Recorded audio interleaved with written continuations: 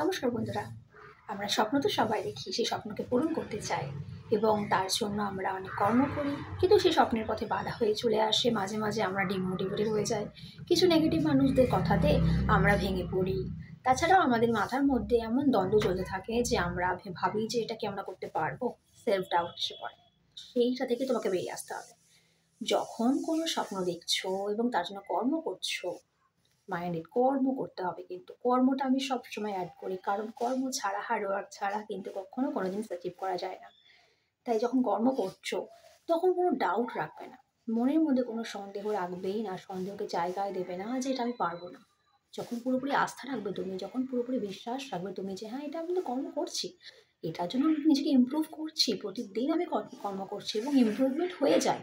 যখন তুমি একটা কাজ করছো, ধরো প্রথম দিন করলে সেটা অতটা ভালো হলো না, আস্তে আস্তে যখন সে কাজটা করবে তোমার ইমপ্রুভমেন্ট হবেই হবে এবং সাকসেস তখন তুমি সেটাতে পাবেই, অবশ্যই পাবে। তাই কে নেগেটিভ কথা বললো, কে কি বললো, বাদ দাও এসব। নিজের কর্ম করে যাও, পজিটিভ থাকো এবং নিজের কনসিস্টেন্টলি সেই কাজটাকে ইমপ্রুভ করতে থাকো আর বিশ্বাস রাখো, তোমার জয় হবেই হবে।